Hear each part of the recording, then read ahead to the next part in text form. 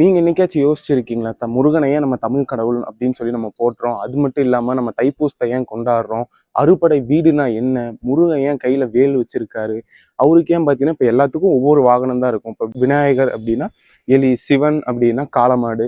ஏன் ஏன் முருகனுக்கு மட்டும் பார்த்தீங்கன்னா 2 வாகனமா மயில் ஒரு பக்கமும், சேவல் ஒரு பக்கமும் இருந்திருக்குன்னு என்னைக்காச்சும் யோசிச்சிருக்கீங்களா? இப்போ கடவுள்னு ஒண்ணு எடுத்துட்டோம்னா, இப்போ நெறைய பக்கம் எப்படி ப்ரொஜெக்ட் பண்ணுவாங்கன்னா, ஒண்ணா ஒரு ஏரியாவுக்கு ஒண்ணு, அப்படி பார்த்தீங்கன்னா ஒரு ஜாதிக்கு ஒண்ணு, அப்புறம் பார்த்தீங்கன்னா ஒரு மத ரீதியா ஒண்ணு. இப்போ எங்கேயுமே இல்லாத அளவுக்கு ஒரு தமிழ் அப்படிங்கிற ஒரு மொழிக்கு ஒரு கடவுள் இருக்காரு அப்படின்னா அது முருகனை தான். அது ஏன் அப்படின்னு தெரியுமா? முருகனை கும்பிடுறோம் அப்படின்னா அதுக்கு என்ன ஒரு ஹிஸ்டரி, முருகன் அப்படிங்கிற பின்னாடி அந்த பேருக்கு பின்னாடி இருக்கிற ஹிஸ்டரி என்ன அப்படிங்கிறது இந்த வழியா நம்ம ஃபுல் டீட்டெயிலாக நம்ம தெரிஞ்சுப்போம். நான் ஃபர்ஸ்டே சொல்லிடுறேன், இது வந்து ப்ரீ ஹிஸ்டாரிக், அதாவது ஹிஸ்டரி அப்படின்னு ஒன்று எழுதப்படுறதுக்கு முன்னாடி நடந்த விஷயங்கள். சிலது ஹிஸ்டரியிலேயே இருக்கு. நான் கலெக்ட் பண்ண வரைக்கும் நான் சொல்றேன். இதுல உங்களுக்கு ஏதாவது அப்ஜெக்ஷன் இருந்தா நீங்க இதை கமெண்ட்ல போடுங்க. ஓகே, முருகன்னா யாரு அப்படின்னு தெரிஞ்சுப்போம். முருகன் அப்படின்னாலே உங்களுக்கு என்ன தெரியும்? சிவனோட குழந்தைப்பா, விநாயகரோட அண்ணன் அப்படின்னு உங்களுக்கு தெரியும். இப்போ முருகன் வந்ததுக்கான முக்கிய ரீசன் அப்படின்னு என்னன்னா, முருகன் இருந்த காலத்துல பாத்தீங்கன்னா நம்ம சவுத் இந்தியா முழுக்கமே தமிழ் அகம் அப்படின்னு சொல்லி ஒரு நாடா தான் இருந்தது. சவுத் இந்தியா முழுக்கவும், ஸ்ரீலங்கா எல்லாமே சேர்த்து தமிழகம் அப்படின்னு சொல்லி ஒரு நாடா தான் இருந்தது. அந்த நாட்டை ரூல் பண்ணிட்டு இருந்த ஒரு அரக்கன் பேரு தான் பாத்தீங்கன்னா சூரபத்மன். அவன் என்ன பண்றான் அப்படின்னா, அங்க இருக்கிற மக்களை எல்லாம் பார்த்தீங்கன்னா ரொம்ப கொடுமை பண்றது, அவங்களுக்கு சாப்பாடு எதுவும் இல்லாம அங்க இருக்கிற எல்லாத்தையும் பார்த்தீங்கன்னா அடிச்சு புடுங்கிறது, அந்த மக்களே வாழவே விடாம பண்ணிட்டு இருந்திருக்காங்க. அப்போ அங்க இருக்கிற தமிழ் மக்கள் எல்லாம் நம்ம சிவன்கிட்ட பார்த்தீங்கன்னா வேண்டியிருக்காங்க, இந்த மாதிரி என்னை இப்போ எங்களை எல்லாம் இது பண்றான், கொடுமைப்படுத்துறான் அப்படின்னு சொல்லி வேண்டியிருக்காங்க. அதை நம்ம சிவன் ஏத்துக்கிட்டு சிவனோட நெற்றிக்கண்ல இருந்து தான் தோண்டி இருக்காரு அப்படின்னு சொல்லி சொல்லப்படுது. நம்ம முருகனை பார்த்தா எப்படி இருக்கும்? அழகா இருப்பாரு, கியூட்டா இருப்பாரு, சின்ன பையன், கையில ஒரு வேல் இருக்கும், அவர் பாட்டுக்கு இருப்பாரு அப்படின்னு தானே தெரியும். ஆனா முருகன் பாத்தீங்கன்னா இவரோட இவரோட கேரக்டரே சொல்லப்போனா இந்த கியூட்னஸ் எல்லாம் கிடையாது. அவர் படைக்கப்பட்ட இதுவே பாத்தீங்கன்னா ஒரு வார் காட், அதாவது ஒரு போருக்காக தான் அவர் படைக்கப்பட்டது. ஒரு போரின் கடவுள் அப்படின்னு கூட நம்ம முருகனை சொல்லலாம். அந்த சைடை பாத்தீங்கன்னா முருகனை யாருமே ப்ரொஜெக்ட் பண்றது இல்லை. இப்ப நான் இன்னைக்கு இந்த வீடியோ ஃபுல்லும் அந்த சைடா தான் இருக்கும். அவரோட வார் சைடு அப்படியே தான் இருக்கும். அப்புறம் முருகனை பார்த்தீங்கன்னா இந்த மாதிரி படைக்கிறாங்க. அப்புறம் இந்த சூரபத்மன் என்ன பண்றான் அப்படின்னா, மக்களை மட்டும் இல்லாம மேலோகத்துல பார்த்தீங்கன்னா தேவர்களையும் பார்த்தீங்கன்னா கொடுமை பண்ண ஆரம்பிச்சிருக்கான். அப்போ தேவர் படையெல்லாம் சேர்ந்து என்ன யோசிச்சிருக்காங்கன்னா, இவன் நம்ம இப்படிதான் அழிச்சிடணும் அப்படின்னு சொல்லி யோசிக்கும் போது, தேவர் படையை பார்த்தீங்கன்னா லீட் பண்றதுக்கு ஒரு ஆள் கிடையாது. அப்போ உங்களுக்கு தேவர் படையினாலே உங்களுக்கு தெரியும், இந்திரன் அப்படிங்கிற ஒரு கேரக்டர் தான் அந்த தேவர் படையை பார்த்தீங்கன்னா எப்பவுமே லீட் பண்ணுவார். அதாவது ஒரு தளபதி மாதிரி லீட் பண்ணுவாரு. அப்போ பார்த்தீங்கன்னா அந்த இந்திரன் கிட்ட போய் இவங்க தேவர் எல்லாம் கேட்கறாங்க, நீங்க எங்க படையை லீட் பண்ணுங்க அப்படின்னு சொல்லும்போது அந்த இந்திரனும் இல்லை நான் பண்ணல அப்படின்னு சொல்லி அவரு பேக் அடிச்சிடுறாரு. அப்புறம் தூரத்துல இருந்து ஒரு சின்ன பையன் வாய்ஸ் கேட்குது. பார்த்தா திரும்பி எல்லாரும் பாக்குறாங்க. பார்க்கும்போது அங்க இருந்து ஒரு சின்ன பையன் முகம் ஃபுல்லு சிரிப்போட கியூட்டா அப்படியே வராரு, முருகர் வராரு. நான் இந்த படையை லீட் பண்றேன் அப்படின்னு சொல்லும் போது எல்லாத்துக்கும் ஒரு ஆச்சரியம். ஏன்னா இத்தினூன் இருக்கானே, இவன் எப்படி இந்த படையை லீட் பண்ணுவான் அப்படிங்கும் போது அவங்க பார்வதி அம்மையார் என்ன பண்றாங்க அப்படின்னா, அவர் கையில அப்ப எதுவுமே எந்த ஒரு வெப்பனும் இல்லை, ஒரு வேலோ இல்ல வேற எதுவுமே கிடையாது. அப்ப பார்வதி அம்மையார் என்ன பண்றாங்க, இந்த போருக்கொசரமே அவருக்கு ஒரு வேலை பார்த்தீங்கன்னா செஞ்சு படைச்சு அவர் கையில கொடுக்குறாங்க.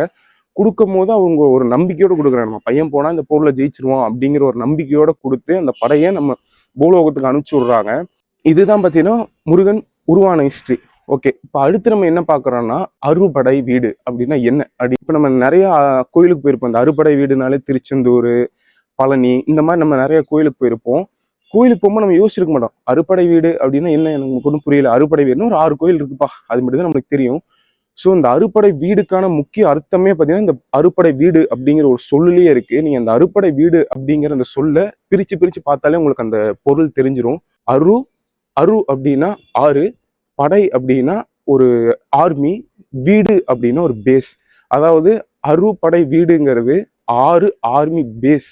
அதைத்தான் நம்ம அறுபடை வீடு அப்படின்னு சொல்றோம். இந்த அறுபடை வீடை நம்ம முருகன் எதுக்காக கட்டியிருக்கணும்? முருகன் ஒரு பார்த்தீங்கன்னா ஒரு கிங்கும் கிடையாது, அவர் கீழே ஒரு எம்பையரும் கிடையாது. அப்புறம் எதுக்கு இந்த பேசன் எல்லாம் உருவாக்கி இருக்கணும் அப்படின்னா, இந்த தேவர் படையெல்லாம் பார்த்தீங்கன்னா சூரபத்மனை அழிக்க நம்ம தமிழகத்துக்கு வராங்க. வரும்போது சூரபத்மனை சுத்தி 6 பக்கத்துல இருந்து அவனை அட்டாக் பண்றதுக்கு தான் இந்த அறுபடை வீடு அப்படிங்கிறது அந்த கட்டப்பட்டதா சொல்லப்படுது. இந்த நம்ம கீழே இருக்கிற அந்த போர் வீரர்களுக்கு ஒரு பயிற்சி ட்ரைனிங் கொடுத்தது யாருன்னு பார்த்தீங்கன்னா, அதுவும் நம்ம முருகர் தான் கொடுத்துருக்காரு. இந்த சிலம்பம் கற்றுக் கொடுக்கறது, அது இல்லாமல் இந்த மர்மக்கலை அந்த மாதிரி கற்றுக் கொடுத்துருக்காரு. இவர் மட்டும் கற்றுக் கொடுக்கறது இல்லாம, இவர் கற்றுக் கொடுத்தா நிறைய பேத்துக்கு அவ்வளோக்கு போய் ரீச் ஆகாம அகத்தியர் மூலியமாவும் நிறைய கற்றுக் கொடுத்துருதா சொல்லப்படுது. ஸோ இதுதான் முருகனுக்கும் தமிழ் அப்படிங்கிற ஒரு இதுக்கும் பார்த்தீங்கன்னா முக்கியமான கனெக்ட். நீங்க யோசிக்கலாம், சரி ஓகே, அப்புறம் இவ்வளவு பண்ணியிருக்காரு, அப்படியே இந்தியா முழுக்க முருகனை கும்பல அப்படின்னா, இந்தியா முழுக்க ஃபர்ஸ்ட் முருகனை கும்பிட்டு தான் இருந்திருக்காங்க. குப்தா டைனாசிட்டி அப்படிங்கிற ஒரு எம்பையர் அந்த காலத்து கட்ட முடியும். முருகனை பார்த்தீங்கன்னா நம்ம இங்க முருகன் கூப்பிடுற மாதிரி அங்க பார்த்தீங்கன்னா இந்த கந்தா, கார்த்திகை அந்த மாதிரி பார்த்தீங்கன்னா கும்பிட ஆரம்பிச்சிருக்காங்க. ஸோ போக போக என்ன அப்படின்னா, இப்போ நம்ம மாடர்னைஸ் ஆகும்போது இப்போ இந்தியா முழுக்க ஒரு கடவுள் வரணும் அப்படிங்கும் போது முருகனை பார்த்தீங்கன்னா கொஞ்சம் ஒதுக்கி வைக்கிறாங்க. ஏன் ஒதுக்கி வைக்கிறாங்க அப்படின்னா, நம்ம வழி வழியா நம்ம பாட்டம் பூட்டம் அந்த காலத்துல இருந்து முருகன் நம்ம கூட ஒரு சேர்ந்தாளு, நம்ம கூட வாழ்ந்தவன். தமிழ் பார்த்தீங்கன்னா அவன் மூலியமா தான் பிறந்தது. முருகன் பார்த்தீங்கன்னா ஒரு தமிழ் கடவுள், தமிழ் கடவுள்னு சொல்ல சொல்ல இங்க நம்ம தமிழ் கடவுளை நம்ம எடுத்துட்டு வர முடியாது. அதனால முருகனை கொஞ்சம் வச்சுட்டு, முருகனை கொஞ்சம் தள்ளி வச்சுட்டு, விநாயகரை பார்த்தீங்கன்னா புஷ் பண்ண ஆரம்பிச்சிட்டாங்க. உள்ள பார்த்தீங்கன்னா இன்ஃப்ளூயன்ஸ் பண்ணி விநாயகர் சதுர்த்தி அப்படின்னு சொல்லி ஒன்று கொண்டு வர ஆரம்பிச்சிட்டாங்க. அது உருவானது பார்த்தீங்கன்னா அது ஒரு வேற கதை. நான் அதை பத்தி வேற ஒரு வீடியோல பேசுறேன். சரி ஓகே, இப்போ இந்த அறுபடை வீடை கட்டியாச்சு. எல்லாரும் போருக்கு போறாங்க. போருக்கு போய் இந்த சூரபத்மனை எல்லாத்தையும் அடிச்சு முடிச்சதுக்கப்புறம் கடைசியா சூரபத்மனுக்கும் முருகனுக்கும் 2 பேத்துக்கு வருது. ஒரு ஹீரோ ஒரு வில்லன் மாதிரி 2 பேரும் சண்டை போடுறாங்க. அந்த பார்வதி அம்மையார் கொடுத்த அந்த வேல்னால சூரபத்மனை குத்திடுறாரு. குத்தமும் சூரபத்மன் பார்த்தீங்கன்னா 2ஆ பொளந்து கீழே விழுந்துடுறான். உளுந்த முருகன் என்ன பண்றாருன்னா, இந்த 2ஆ பாடி விழுந்துருச்சு. விழுகும் போது அந்த ஒரு பக்க பாடியை மயிலா செஞ்சு என்னோட இணைச்சுக்கிட்டு இன்னொரு பக்க பாடியும் சேவலா சேர்த்து இணைச்சிருப்பாங்க. இது ஏன் அவர் இணைக்கணும் அப்படின்னா, நம்ம வீட்லயே நம்மளாம் எல்லாத்துக்கும் தெரியும். இப்ப நம்ம அம்மா அப்பா எல்லாம் என்ன சொல்லுவாங்க, இப்ப முருகனுக்கு ஒரு படையல் போடும்போது ஏதோ ஒன்று மிஸ் ஆயிடுச்சுன்னா, சே முருகன் கோச்சுக்க மாட்டான்ப்பா, நம்மால் தான் பாவன் அப்படின்னு சொல்லுவாங்க. அதனால முருகன் முருகன் அப்படி என்னன்னா, அது ஏன் அப்படி அவங்க சொல்றாங்கன்னா, முருகன் பார்த்தீங்கன்னா என்ன தப்பு பண்ணிட்டு நீங்க அவர் முன்னாடி போய் நின்னீங்கனாலும் அவர் உங்களை மன்னிச்சு ஏத்துப்பாரு அப்படின்னு சொல்லி ஒரு இது இருக்கு, ஒரு தியரி இருக்கு. அதனால இவர் என்னதான் போட்டு அரக்கனாவே இருந்தாலும் தன்னுடன் இருக்கணும் அப்படின்னு சொல்லி 2 பக்கமா ஏத்துக்கிட்டதா இருக்கு. இதை பத்தின ஒரு இங்கிருந்து கைலாஷ் முடியும் செலிப்ரேட் பண்றாங்க. அப்புறம் ஏன் நம்ம தைப்பூசத்தை கொண்டாடுறோம் அப்படின்னா இதுலதான் இருக்கு. இப்போ அந்த ஊர் ஃபுல்லும் செலிப்ரேஷன் பண்றாங்க. செம்ம செலிப்ரேஷனா இருக்கு. ஊரே பார்த்தீங்கன்னா ஜெகஜோதியா இருக்கு. பட்டாசு வெடிக்கிறது அது இதுன்னு சொல்லி ஊரே ஒரு மகிழ்ச்சி வெள்ளத்துல இருக்காங்க. தமிழகம் முழுக்கவும் இந்தியா முழுக்கவும் இருக்காங்க. அப்போதான் இந்த அறுபடை பேஸ் அந்த 6 ஆர்மி கேம்ப்லயும் கோயில் எழுப்பப்படுதாமா. இந்த கோயில் எழுப்பப்படுறதா சொல்றாங்க. ஸோ இந்த நாளை தான் நம்ம தைப்பூசமா இன்னி வரைக்குமே கொண்டாடிட்டு இருக்கோம். இதுல இன்னொன்னு என்னன்னா, முருகன் பார்த்தீங்கன்னா இந்த கொண்டாட்டத்துல எல்லாமே முடிச்சதுக்கப்புறம் முருகன் வந்து ஒரு விஷயம் ஒன்று சொல்றாராமா. என்ன சொல்றாரு அப்படின்னா, நீங்க என்ன ஒரு பெரிய ராஜாவாகவும் போற்ற வேண்டாம், பெரிய கடவுளாவும் என்னை பார்க்க வேணாம், என்னை நீங்க ஒரு நார்மலா ஒரு மனுஷனா பாருங்க அப்படின்னு சொன்னதா சொல்லப்படுது.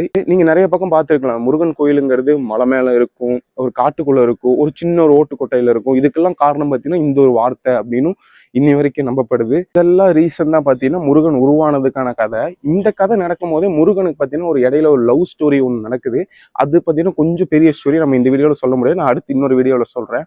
முருகனை பார்த்தீங்கன்னா நம்ம இங்க மட்டும் தான் ப்ரொஜெக்ட் பண்றோமான்னு கேட்டா கிடையாது.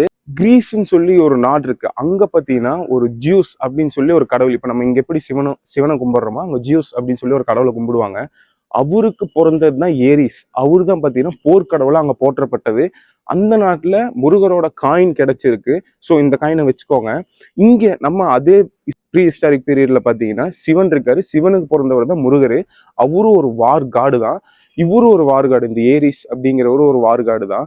ஸோ இவங்க 2 பேர் பார்த்தீங்கன்னா ஒரே காலகட்டத்துல தான் வாழ்ந்திருக்காங்க. இப்போ நம்ம நிறைய பேர் சொல்லுவோமே, இப்போ ஒவ்வொரு ஒவ்வொரு கடவுளுக்கும் பார்த்தீங்கன்னா ஒவ்வொரு நாள் உகந்த நாள் அப்படிங்கிற மாதிரி முருகருக்கு எந்த நாள் உகந்த நாள்னா செவ்வாய்க்கிழமைங்க தான் முருகனுக்கு வந்து உகந்த நாள். அந்த மாதிரி நம்ம இந்த கிரீஸ் சைட்ல இருக்கிற ஏரிஸ் அப்படிங்கிற அவருக்கும் பார்த்தீங்கன்னா செவ்வாய் கிழமை தான் பார்த்தீங்கன்னா உகந்த நாள்.